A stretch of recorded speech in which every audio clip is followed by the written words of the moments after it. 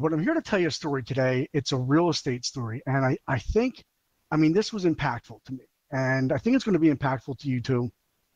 Maybe in real estate, maybe not, definitely in your life. At least I hope so. And you're going to want to stay to the end on this one. So buckle up. And by the way, as I move forward here, feel free to put any questions down below in the comments. And please don't forget to like this video, share it with someone that you think would benefit. Now's a great time to do that.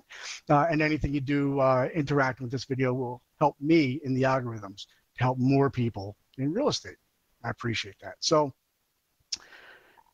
I guess the one thing that really drives me in real estate is the concept that everybody deserves to live in a home that they love. Everybody deserves to live in a home that they love. You do, I do, the person that's in the story does. If you don't love your home, it can be a rough experience. So, that's really like the primary tenet when I work with people, helping them to buy, sell, rent, find renters, whatever the case may be, right? Investors. So a woman called me a while back. She needed help finding a rental. Apparently she only had 10 days. She came home from work and saw one of those big orange notices, 10 days to vacate. This building is condemned. So she called me kind of flustered. She was concerned, of course. She didn't know what to do. She wasn't going to find a home. That she was going to have to sleep in her car with her daughter. And, not on my watch, okay? So, we got to work. Build out her profile, her background, location, needs, what she's looking for, etc.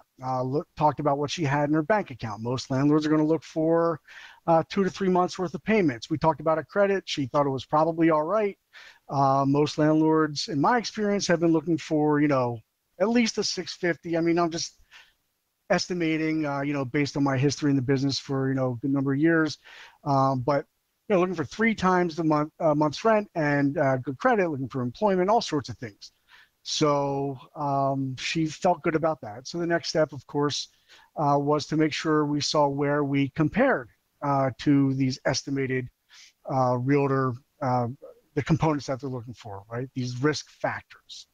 And I'm not sure what you guys think a good FICO is, or I would say the minimum FICO required. So if you're listening right now, even if it's not live, do me a favor, just put down in the comments what you think the minimum FICO would be that most renters are going to look for on average. Just curious. The other component here is, well, I'll get to this. So this woman was working 2 jobs. She had 1.5. She had a full-time and a part-time job as a drug counselor working for the state of New Jersey, and her income was, not terrible. She paid her bills on time mostly. Well, when we pulled the NTN, turns out she had a late payment on her rent and a 550 FICO. And she was not very excited about this. I, of course, share with her that that may present some challenges, but let's stick to our plan. We're going to get prepared, and we're going to utilize not only strategy, but using proven systems that I've used in the past with great success to help people. Okay, so I know that she worked 2 jobs. She put 3 children through college working these jobs, and so we said, she asked me if she could attach the degrees, her children's degrees, which I thought, sure, why not? I didn't see any ethical issues with that. As far as her low credit score, she had gotten some, maybe some questionable advice from friends and family in the past about credit. So I immediately called my man, Credit Chris, who should be tagged in this video also. He's fantastic. And we sent along in her application proof of of this, that she's working with a credit expert, because she really was a great on-time payer. She just closed a lot of accounts early, and that dropped her score quite a bit, apparently. And then the big one, missed rental payments. Something didn't quite add up with what she told me. Well, there was a story here, and I dug deeper, and the story is her current landlord at the time that we were looking had been tearing down the vacate notices. So she just found out. number one, that's not the right thing to do, right? I mean, people are more than just rent checks and credit scores.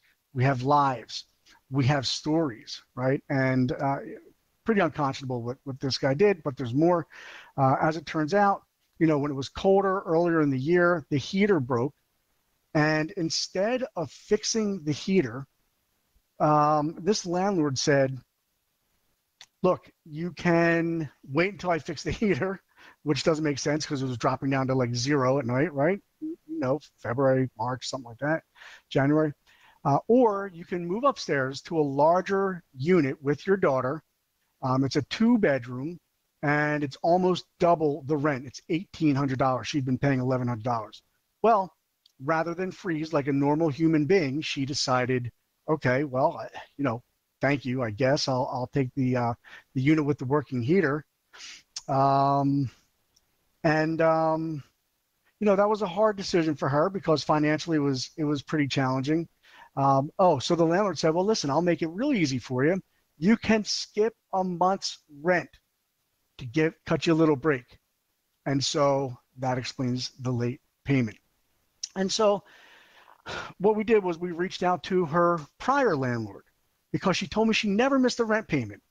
She had 12 years living in this unit, and the landlord said that not only was she a fantastic tenant, not only did she never miss a rent payment, she was sometimes early, and I'm willing to put that on paper for you. So we put that into the application, a verification of rent from her prior landlord who said that they could contact him anytime. So the landlords who were willing to share any additional compensating factors or consider compensating factors for this renter, they appreciated these things. They were all documentable. They were all within the boundaries of ethical communications and information. So this is a very powerful story to tell. We had a great renter with someone with decent with a low score, 550, right? But the reasons why made sense, and we had to shine a light on these factors so that these landlords said, oh, okay, I get it. This is life, right? People get bad advice, things like this happen. So we packaged everything for submission, the compensating factors, because when I show up with my clients, we're prepared, we're organized, we're strategic.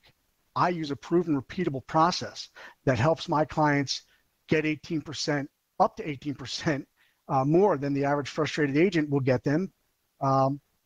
Almost not every time, but many, many times, right? It's proven and repeatable, and it's strategic. So my buyers not only get seen when we put their offer together, we're positioned to win the home that they love and a deal that they love. My sellers' houses get noticed when they go on the market because whether the market is up, down, sideways, we are positioned strategically. Copywritten materials to get ranked higher. Now, of course, ChatGPT is changing the game, but there's still a lot of things that people don't know that they need to use to get pushed up in SEO rankings. I do. I love that stuff. I use a lot of tech. I'm a nerd. Don't tell anybody. Actually, the last home that I sold did sell for 17.7% more than the listing price. In fact, I set a neighborhood record, and I'm pretty proud of that. I stand behind these concepts. So my renter, by the way, I'm very happy to share, she did not have to sleep in her car. Not only that, in just a little over 10 days, within 2 weeks from the day she called me, she was approved and living in her favorite pick out of all the rental properties available, with basketball court and playground and washer dryer machines and gym. I mean, pool. I mean, I'd like to live there. Place looks pretty incredible. And other great news, Credit Chris and I are working together to help her build her credit and position to get her into a home so she can take advantage of the American dream like everybody else and buy her first home. So she's very, very excited. She, in fact, couldn't be happier. See, there's more to real estate than just mashing a bunch of buttons into the old computer machine or making 1,000 phone calls. Those things help, but it's using proven systems. It's using strategies, preparation, organization. You have to go in strong. You have to be different. And that's what I specialize in, being different, getting seen. So if I can help you or someone that you care about to buy or sell or invest, please let me know. Have them reach out to me. I'm always happy to answer any questions. No pressure whatsoever. This is a happy world as far as I'm considered or concerned, or could be a happy world if we just help each other. Put your questions down below, guys. Please don't forget to comment, like, and share this video with someone you think would benefit. It'll also help me in the algorithms. I really love you guys. Take care of yourselves. Take care of other people. Have an awesome weekend. Thanks.